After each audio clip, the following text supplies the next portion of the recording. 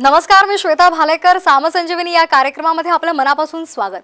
Endometriosis, IVF, Ayurveda आणि पंचकर्म या विषयावर आज आपण चर्चा करणार आहोत आणि आपल्याला मार्गदर्शन करणार आहेत डॉक्टर विनेश चंद्रकांत नगरे. नमस्कार सर. नमस्कार. कार्यक्रमामध्ये आपलं स्वागत. आणि सरांविषयी आपण थोडक्यामध्ये माहिती जाणून घेणार आहोत. वैद्य विनेश चंद्रकांत नगरे हे स्त्रीरोग तज्ज्ञ आहेत. पुण्यातल्या टिळक आयुर्वेद महाविद्यालयातून आयुर्वेदातली MS स्त्रीरोग ही पदव्युत्तर पदवी त्यांनी संपादन केली. गेली 23 वर्ष ते पुणे आणि मुंबईमध्ये रुग्णांना सेवा प्रदान करत आहेत. स्त्रियांमधल्या विविध शस्त्रक्रियांमध्ये ते पारंगत आहेत. तसंच या शस्त्रक्रिया टाळण्यासाठी उपयुक्त अशा विविध आयुर्वेद उपचारांबाबत ते सतत संशोधन करत असतात. स्त्रियांमधल्या वंध्यत्वाबरोबरच पुरुषांमधल्या वंध्यत्वाच्या विविध कारणांचा वेध घेऊन त्याबद्दल सुद्धा ते संशोधन करत असतात. फक्त भारतातलेच नाही तर परदेशातल्या सुद्धा अनेक रुग्णांना IVF न करता नैसर्गिक गर्भधारणा होण्यासाठी आयुर्वेद उपचाराबाबत त्यांनी मार्गदर्शन केले. अपत्य प्राप्तीसाठी आयुर्वेदातले विविध उपचार तसंच उत्तरबस्ती या विशेष पंचकर्मामध्ये त्यांनी प्रावीण्य मिळवले. सध्याच्या काळामध्ये तरुण मुलींमध्ये मोठ्या प्रमाणामध्ये आढळणाऱ्या मासिक पाळीशी संबंधित PCOD या आजारावर त्यांचं विशेष संशोधन आहे. आपल्याला सरांना काही प्रश्न विचारायचे असतील तर आमचा स्टुडिओ क्रमांक लिहून घ्या. 02266843333 या क्रमांकावर आपण प्रश्न विचारू शकता. चला तर मग आजच्या विषयाला सुरुवात करूया. आजचा विषय आहे एंडोमेट्रियोसिस, IVF, आयुर्वेद आणि पंचकर्म. सर, सुरुवातीलाच एंडोमेट्रियोसिस ही जी स्त्रियांमधली समस्या आहे त्यामध्ये IVFची गरज का पडते? बेसिकली श्वेता, एंडोमेट्रियोसिस या आजाराची अनेक लोकांना नीट माहितीच नसते. म्हणजे आम्ही अनेक वेळा असं पाहतो की पेशंटची फाईल समोर आलेली आहे आणि अगदी लॅप्रोस्कोपी झालेली आहे, एखादं IUI झालेलं आहे, एखादं IVF सजेस्ट पण केलेलं आहे आणि त्यांना सांगितलेलं असतं की गर्भाशयाला हलकीशी सूज आहे, त्याच्या पलीकडे विशेष काही नाही, तुम्ही लक्ष देऊ नका. पण मग एंडोमेट्रियोसिस आजाराची व्याप्ती खरं म्हणजे खूप मोठ्या प्रमाणात असते आणि याच्याकडे लक्ष दिलं नाही तर सक्सेस रेट खूप कमी होतो. याचं कारण एंडोमेट्रियोसिस काय हे जाणून घेणं फार गरजेचं आहे. आता म्हणून मग एक छोटी स्लाइड तुम्हाला दाखवतो. त्यामध्ये दाखवलेलं आहे की एंडोमेट्रियोसिस ही बेसिकली गर्भाशय अस्तराची सूज आहे. एंडोमेट्रियम म्हणजे एंडो म्हणजे आतला, गर्भाशयाच्या आतला लेअर, जमीन, ज्या जमिनीमध्ये बीज येऊन रुजतं, गर्भ वाढतो आणि मग तो 9 महिने जोपासला जातो. मायोमेट्रियम म्हणजे गर्भाशयाचा स्नायूंचा लेअर. म्हणजे मायोमेट्रियम आणि एंडोमेट्रियम असे 2 लेअर गर्भाशयात असतात. एंडोमेट्रियमचं मूळ काम आहे 2 टप्प्यात जमीन वाढवणे. ओव्ह्युलेशनपर्यंत एक टप्पा, त्याला प्रॉलिफरेटिव्ह फेज म्हणतात. ओव्ह्युलेशन नंतर दुसरा टप्पा, ज्याला सिक्रेटरी फेज म्हणतात. थोडक्यात अगदी नांगरणीत मशागत झाली असं समजा. आणि मग 2 टप्प्यात वाढलेली जमीन बीजाला रुजवून घ्यायला तयार असते. मग ही रुजवून घेतल्यानंतर त्याचं काम काय तर गर्भाला वाढवणे. नाही तर सरळ आहे, पाळी आली की ती गर्भाशयातनं बाहेर पडते. अच्छा. पण एंडोमेट्रियोसिसमध्ये ही सूज वाढत जाते तेव्हा गर्भाशयातली जमीन फक्त योनी भागातून बाहेर पडणं नाही तर तिथून आतपर्यंत पसरते. मग ती बीजवाही नलिकेतनं आत पसरते, ती पोटात जाते, ती बीजांड कोशाला त्रास देऊ शकते, ती गर्भाशयाच्या स्नायूंना त्रास देऊ शकते. मग काय काय घडतं त्याच्यामध्ये? बीजवाही नलिकेमध्ये अडथळा निर्माण होऊ शकतो, कारण आकुंचन प्रसरण पावणे, सहजगत्या हालचाल करणे ही बीजवाही नलिकेचं काम आहे. बीज उचलणे, त्या बीजाला पुरुष बीजाशी संयोग करणे आणि मग ते गर्भाशयात सोडणे. पण ही हालचाल करायला शक्य होत नाही जेव्हा एंडोमेट्रियोसिसमुळे बीजवाही नलिकेला अडथळा निर्माण होऊ शकतो. दुसरी गोष्ट, गर्भाशयाच्या स्नायूंमध्ये जर सूज निर्माण झाली तर गर्भाशयाच्या आतल्या बाजूला स्नायूंच्या मध्ये किंवा स्नायूंच्या वरच्या पातळीला म्हणजे थोडक्यात सबम्युकोझल, सबसिरोझल किंवा इंट्राम्युरल फायब्रॉइड तयार होऊ शकतात.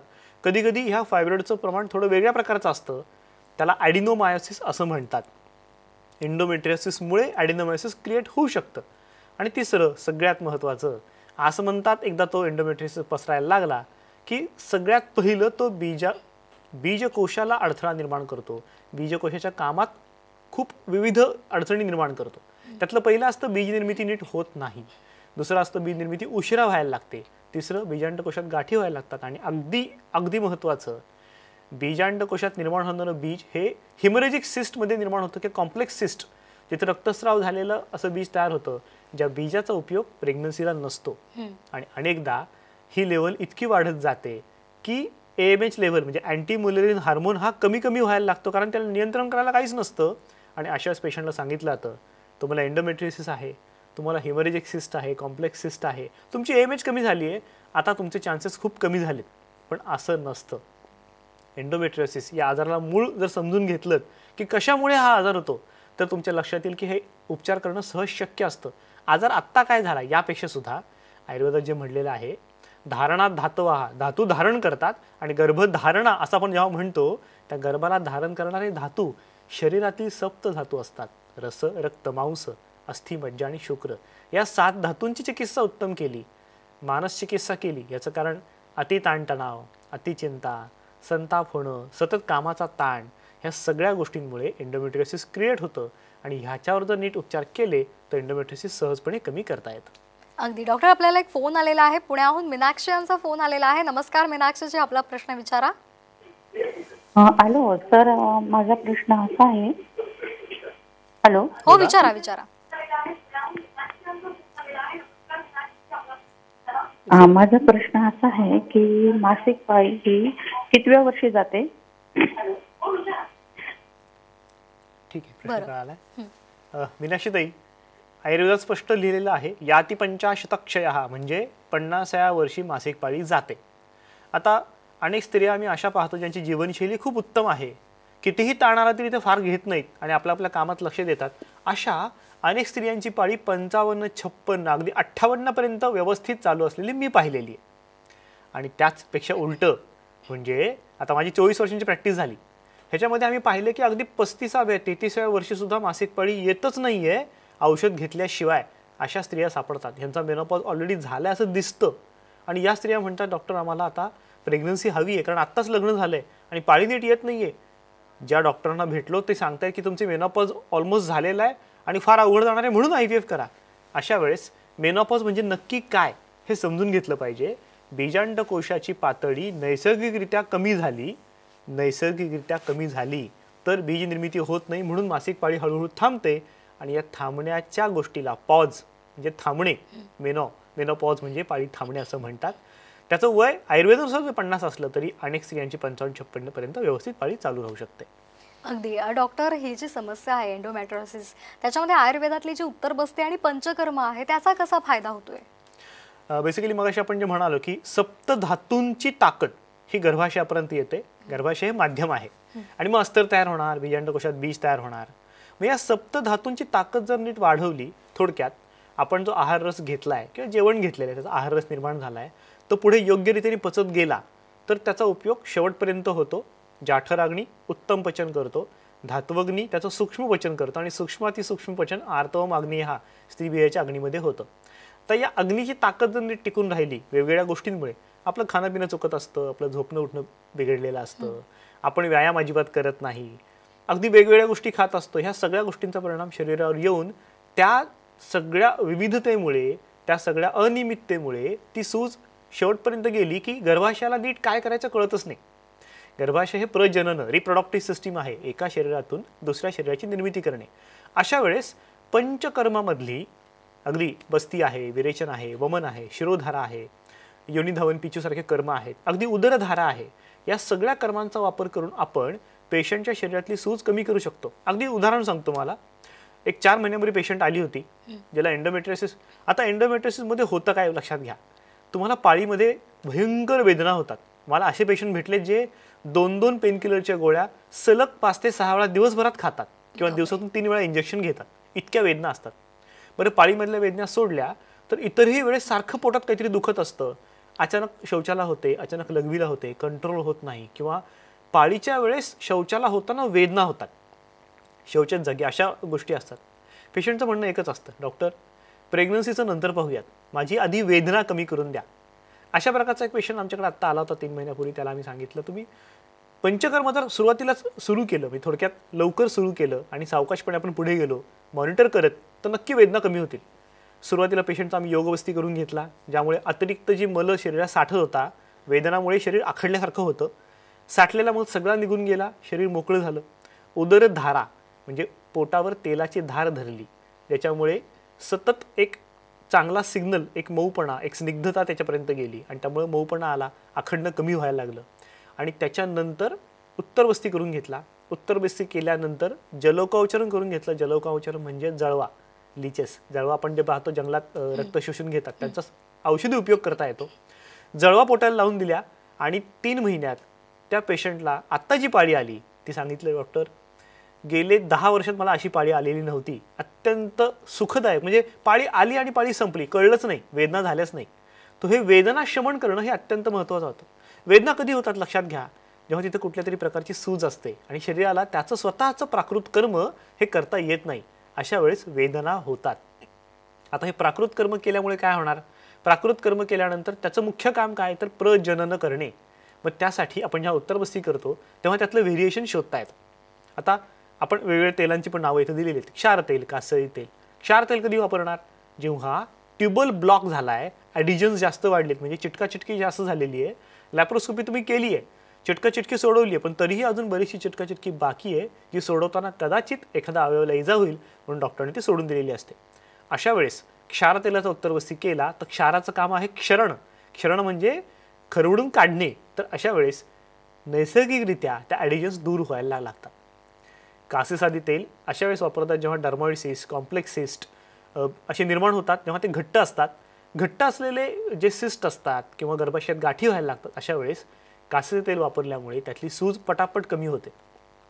आता शमन चिकित्सा करायची असेल तर एरंड तेल आहे, जीवनीय तेल आहे, फलघृत आहे. ह्या तेला किंवा घृतांमुळे गर्भाशयामध्ये मऊपणा यायला लागतो. सतत जो अस्थिरपणा असतो तो कमी होतो. अस्थिरता असल्यामुळे एंडोमेट्रियम सुजतं, एंडोमेट्रियोसिस निर्माण होतो आणि म्हणून ते सूज पसरत जाते.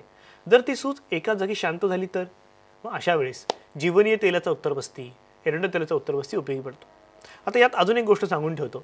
बरेच पेशंट आमच्याकडे येतात, त्यांनी कुठेतरी गुगलवर वाचलेलं असतं की उत्तरबस्ती डॉक्टर खूप छान करतात. आम्हाला येताना सांगतात, डॉक्टर मला उत्तरबस्ती करायचं. आता खरं म्हणजे श्वेता असं करता येत नाही. उत्तरबस्ती केव्हा करावा? ग्रंथात सांगितलेलं आहे, संपूर्ण शरीराची क्षमता उत्तम झालेली आहे, शरीर शुद्धी झालेली आहे, तुमचं पंचकर्म झालेलं आहे, अशा वेळेस शरीर सर्वतया तयार आहे. आता शेवटी गर्भाशयाची क्षमता वाढवायची आहे किंवा गर्भाशयातला दोष, स्थानिक दोष कमी करायचा असेल तर उत्तरबस्ती करतात. उत्तरबस्ती हा थेट पंचकर्माचा भाग नाही, हे विशेष कर्म आहे. त्यामुळे हे कर्म करताना विशेष लक्ष द्यावं लागतं. आणि हे जेव्हा पेशंटला समजावून सांगतो तेव्हा पेशंट खरंच मान्य करतो, कारण त्याला हे शास्त्र कोणी समजावून सांगितलेलंच नसतं. आजकाल आपण गुगल करतो, गुगल करून फक्त बघतो की अरे हा उत्तरबस्ती छान आहे, उत्तरबस्ती छान आहे. अगदी हिंदी किंवा पट्ट्यातले माझ्याकडे पेशंट आहेत, त्यांचं असं म्हणणं असं, डॉक्टर पुणे मुंबईमध्ये आम्हाला चांगले डॉक्टर लवकर भेटत नाहीत, तुम्ही करणार, आम्हाला उत्तरबस्ती करून द्या. पण असं करता येत नाही. शास्त्रशुद्ध पद्धतीने उत्तरबस्ती केला तर नक्कीच त्याचे खूप चांगले रिझल्ट असतात. अगदी अजिबात गर्भधारणा न होणाऱ्या पेशंटच्या गर्भाशयाची क्षमता देखील उत्तम होते आणि नैसर्गिक गर्भधारणा यामध्ये होऊ शकते. अगदी डॉक्टर, आपण खूप छान पद्धतीने समजून सांगताय. आपल्याला सुद्धा जर डॉक्टरांचं मार्गदर्शन घ्यायचं असेल तर सध्या स्क्रीनवर जे संपर्क क्रमांक आम्ही डिस्प्ले करतोय ते अवश्य लिहून घ्या आणि डॉक्टरांचा सल्ला घ्या.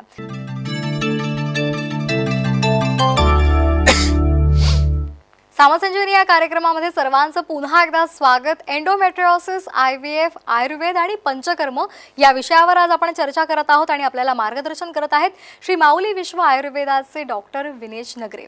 सर, ज्यांना एंडोमेट्रियोसिसचा त्रास आहे मात्र त्यांनी आयुर्वेद चिकित्सेचा फायदा घेतलेला आहे आणि त्यांना गर्भधारणेमध्ये यश आलेलं आहे, असे जर काही अनुभव असेल तर प्लीज आमच्याबरोबर शेअर करा. निश्चित. श्वेता, एक अगदी विशेष केस तुम्हाला सांगतो. एज 49. तर मग अशी मीनाक्षी त्यांनी विचारलं की मेनोपॉज कधी होतो. तसंच एक पेशंट 49 वर्षाची माझ्याकडे आली. ती स्वतः खरं डॉक्टर होती, MD आहे, ती अमेरिकन होती, मूळ तिचा वंश पंजाबी. पुण्यात तिने 47 वर्षी आल्यानंतर तिचं म्हणणं होतं की मला आता लग्न जस्ट 1 वर्षापूर्वी झाले, 46व्या वर्षी लग्न झालेलं, प्रेग्नन्सी हवी. पुण्यातल्या अगदी प्रतिथयश डॉक्टरांकडे गेली, 2दा IVF केलं पण सक्सेस मिळाला नाही. आणि मग शेवटी अशी कंडिशन आली की कम्प्लीट ओव्हरियन फेल्युअर झालाय, म्हणजे ओव्हरी अजिबात दाद देत नाहीत. ह्याचं कारण काय? इंडक्शन जेव्हा दिलं गेलं म्हणजे पाळी येण्यासाठी, कारण पाळी आधी आणावी लागते, मग पुढच्या गोष्टी सुरू होतात, मग एंडोमेट्रियम किती वाढले, ओव्युलेशन होतं का सगळं चेक करतात आणि मग एग रिट्राईव्ह करतात. हिला औषध देऊन सुद्धा पाळी येईना. सलग 6 महिने प्रयत्न करून झाले, सगळी औषधं वापरून झाली, पाळी काही येईना. आणि मग तिला सांगितलं गेलं कम्प्लीट ओव्हरियन फेल्युअर असल्यामुळे तुम्हाला आता IVF करता येणार नाही. याचं कारण ओव्युलेशन होत नसेल तर प्रोजेस्ट्रॉन सपोर्ट देऊन एंडोमेट्रियम पण वाढवता येत नाही आणि गर्भाशयामध्ये गर्भ स्थापित होऊ शकत नाही. अशा सरोगसी करायचं म्हणलं तरी स्वतःचं बीज नाही, मग एम्ब्रियो पण दुसऱ्याचा आणि गर्भाशय पण दुसऱ्याचा असं वापरायचा तिला सल्ला दिला गेला. ती स्वतः MBBS MD असल्यामुळे तिने निर्णय घेतला की आपण एकदा आयुर्वेदाकडे येऊन पाहू. आमच्याकडे आलं तर तिने आम्हाला सांगितलंच नाही की ती डॉक्टर आहे, फक्त सांगितलं मला असा असा प्रॉब्लेम आला, तुम्ही करू शकाल का आणि काय गॅरंटी. आता गंमत पहा, बऱ्याच पेशंटचं म्हणणं असं असतं की गॅरंटी काय.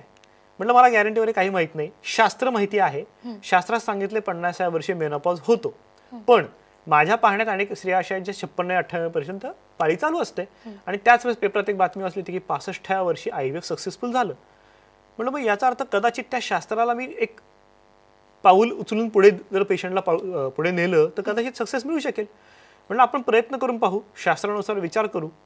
आत्तापर्यंत आम्ही उत्तरबस्ती करताना पाळीनंतरच उत्तरबस्ती केलाय, पण जर तुमच्या गर्भाशयाचं मुख उघडलेलं असेल आणि गर्भाशयाची नळी म्हणजे त्यात गर्भाची नळी गेली तर उत्तरबस्ती पण नक्की करू शकू. तो एक उपाय आहे.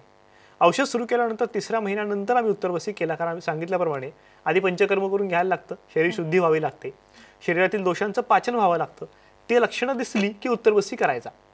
3ऱ्या महिन्यात उत्तरबस्ती केल्यानंतर 4थ्या महिन्यात पाळी सुरू झाली. पेशंट म्हणजे डॉक्टर आता काय करायचं, पण लगेच काही करू नका, थांबा, एक पाळी आली म्हणजे सगळ्याच पुढे सगळं सुरळीत होईल असं अजिबात नसतं. त्यानंतर उत्तरबस्ती 3 वेळा करून घेतला गेला, औषधांची रचना व्यवस्थित करून घेतली. ताणतणाव खूप होते, तिच्या पतीशी तिचं काही भांडण होतं, त्यासाठी शिरोधारा करून घेतली. संपूर्ण गोष्टी पूर्ण झाल्यानंतर साधारणपणे 6 महिन्यांनी तिला महिन्यानी पाळी बरोबर येत होती. ओव्ह्युलेशन चेक केल्यानंतर एक डेव्हलपमेंट दिसायला लागली आणि मग तिला आम्ही IVFच्या डॉक्टरांकडे पाठवून दिलं. काही कारणानिमित्त तिला त्या काळात ते IVF सक्सेसफुल करता आलं नाही, पुढे प्रोसिजर करता आली आणि तिला अमेरिकेत परत जावं लागलं. आत्ता महिन्यापूर्वीचा मेल आला होता की डॉक्टर वय वर्ष आत्ता माझं 54 आहे, तिथे IVF करून घेताना डॉक्टरांनी विचारलं की आत्ता का करताय, आणि तेव्हा त्यांना सांगितलं की आयुर्वेद ट्रीटमेंट करून झाली. त्यावेळेस मला सगळी आशा संपलेली पुन्हा जागृत झाली आणि ओव्ह्युलेशन दिसत होतं. तेव्हा त्यांनी ते मान्य केलं, IVF करून घेतलं आणि सुदैवाने डिलिव्हरी होताना नॉर्मल डिलिव्हरी झाली. खरं माझ्या 24 वर्षांच्या करिअरमध्ये 50च्या आसपासची स्त्री मी डिलिव्हरी होतानाच पाहिलेली नाही. 54व्या वर्षी डिलिव्हरी नॉर्मल होऊ शकली. याचं मुख्य कारण आयुर्वेदाच्या माध्यमातून आपण त्या स्त्रीच्या शरीराचं बल वाढवलेलं होतं, गर्भाशयाचं बल वाढवलेलं होतं. नेहमी लक्षात ठेवा, वय महत्त्वाचं नसतं, शरीराचं बल महत्त्वाचं असतं. मला आठवतंय माझ्या आजीच्या काळामध्ये जेव्हा स्त्रिया गर्भधारणा व्हायची, अगदी शेवटचं मूल 15वं 16वं, तेव्हा त्यांचं वय 44-45 असायचं. अगदी त्यांच्या मुलीचं पण मूल तेव्हा डिलिव्हर व्हायचं आणि त्यांचं एकत्र डिलिव्हरी व्हायची. अशा वेळेस आपण वय ध्यानात घेऊन चालत नाही. आपण एकच गोष्ट लक्षात ठेवावी लागते, ती म्हणजे त्या स्त्रीचं स्त्रीत्व टिकून आहे का, बीजांडकोशात बीज निर्मिती करण्याची क्षमता आहे का. एंडोमेट्रियोसिसमुळे जे गर्भाशयाची क्षमता कमी झाली आहे, गर्भाशयाला सूज आली आहे, ती सूज कमी झाली आहे का, आणि ती स्त्री नुसतंच गर्भप्राप्ती नाही तर गर्भधारणा करायला 9 महिने धारण करायला सक्षम आहे का. आणि ह्याचा विचार करून जर आपण ट्रीटमेंट प्लॅन केली तर मला असं वाटतं निश्चितच ही जी पेशंट 49 वर्षी सक्सेसफुल झाली तशी इतरही पेशंट सक्सेसफुल होऊ शकतात. अगदी सर, मी तुम्हाला थोड्या वेळासाठी थांबते. आपल्याला एक फोन आलेला आहे लातूरहून. गायकवाड यांचा. नमस्कार, आपला प्रश्न विचारा. हा नमस्कार मॅडम. विचारा, सलग प्रश्न विचारा.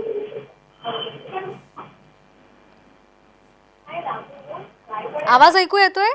हा येतोय मॅडम. टीव्हीचा आवाज कमी करा आणि आपला प्रश्न सलग विचारा. हो मॅडम, मी आपलं ही ह्याच्यासाठी प्रयत्न करतोय मॅडम. जरा थोडस म्हणजे मिसेसची जी आहे ते व्यवस्थित पाळी वगैरे आहे, पण काय प्रॉब्लेम आहे तेच लक्षात येत नाहीये. जरा थोडस आम्ही बाळासाठी प्रयत्न करतोय. बाळासाठी प्रयत्न करताय. गायकवाडजी, बेसिकली कसं आहे, रिपोर्ट सगळे नॉर्मल आहेत आणि बाळासाठी प्रयत्न करतोय. अशा वेळेस त्या रिपोर्टमधले बारकावे पाहणं खूप गरजेचं असतं बरं का. म्हणजे बारकावे पाहिल्यानंतर कळतं की नक्की कुठल्या लेवलला ट्रीटमेंट करायला पाहिजे.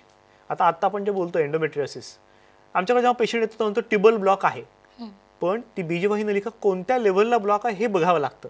त्याचे 3 एंड असतात. एक गर्भाशयाकडचा एंड, त्याला कॉर्नोल एंड म्हणतात. गर्भाशयापासून थोडं अंतर मिडियल म्हणजे इंटरस्टिशियल ब्लॉक, किंवा त्याच्यानंतरचा तो फिम्ब्रियल म्हणजे ज्या टोकाने बीज उचललं जातं, हातासारखं अक्षरशः ते असतं, त्याला फिम्ब्रियल म्हणतात. आता त्या 3 प्रकारे जर ब्लॉक असेल तर त्या 3ही प्रकारची ट्रीटमेंट थोडी वेगळी आहे. सेम तसं तुमच्या मिसेसचं ओव्ह्युलेशन होतंय, पण ते ओव्ह्युलेशन होताना कोणत्या दिवशी होतंय हे महत्त्वाचं आहे. दुसरी गोष्ट, ओव्ह्युलेशन होताना त्या ओव्हमची म्हणजे एगची साईज 15 आहे, 20 आहे, 22 आहे, 24 आहे, यातही व्हेरिएशन बघायला लागतं. त्याच वेळेस ओव्ह्युलेशन होताना गर्भाशयाचा अस्तर 7 mm आहे, 8 आहे, 9 आहे, 10 आहे, 11 आहे, 12 आहे, यातही व्हेरिएशन असतं. सो या सगळ्या गोष्टींचा विचार करून आपल्याला पुढे जायला लागतं. रिपोर्ट नॉर्मल असताना एक फॅक्टर जो मॉडर्न सायन्स कधीही बघू शकत नाही तो आहे ऋतू. आयुर्वेद म्हणतं ऋतुक्षेत्र अंबुबीजानाम सामग्र्यात अंकुरो यथा. म्हणजे ऋतुक्षेत्र अंबुबीज, क्षेत्र गर्भाशय, गर्भाशयाचा आसमंत, बीज जे आपण आता विचार केला, अंबू रसरक्त धातू, ऋतू मात्र बघितला जात नाही. अनेक वेळा स्त्रियांच्या शरीरातली उष्णता ही इतकी व्हेरिएबल होत असते की ज्यामुळे बीज रुजायला योग्य ती उष्णता मिळत नाही. अगदी सोपं बघा ना, शेतकरी म्हणतो वाफेच्या नक्षत्रात पेरणी करावी. जर ऋतू हल्ला की तो म्हणतो मी पेरणी करणार नाही, कारण त्याला माहिती आहे नंतर ते पीक येणार नाही. तसं शरीर तो ऋतू निर्माण करत असतं आणि ह्या ऋतूचं डायग्नोसिस आयुर्वेदामध्ये प्रकृती बघून केलं जातं. प्रकृती आणि विकृती. प्रकृती म्हणजे मूळ प्रकृती तुमची काय आहे आणि विकृती आता तुमच्या जगण्यामुळे काय फरक पडलाय. या जर गोष्टी पाहिल्या तर रिपोर्टकडे न पाहता, कारण रिपोर्ट नॉर्मल आहेत हे निश्चित लक्षात ठेवा, रिपोर्टकडे न पाहता समोरच्या पेशंटकडे पाहत आयुः वेदाहा, पेशंटच्या आयुष्याचं ज्ञान जाणून घेऊन त्याची ट्रीटमेंट करता येते. त्यामुळे निश्चिंतपणे तुम्ही कॉन्टॅक्ट करा, आपण ही केस व्यवस्थित सॉल्व्ह करूया. अगदी तुम्हाला सुद्धा काही जर समस्या असतील आणि सरांचं मार्गदर्शन घ्यायचं असेल तर सध्या स्क्रीनवर जे नंबर्स आहेत ते लिहून घ्या आणि अवश्य त्यावर संपर्क साधा आणि सरांचं मार्गदर्शन घ्या. सर, आपण अगदी सोप्या भाषेमध्ये आम्हाला खूप मोलाचं मार्गदर्शन केलं आहे आणि आपण इथे आलात त्याबद्दल मी सर्वांच्या वतीने आपले आभार मानते. धन्यवाद. सामसंजीवनी या कार्यक्रमामध्ये वेळ झाला इथेच थांबण्याची. ताज्या बातम्यांसाठी पाहत रहा साम टीव्ही. नमस्कार.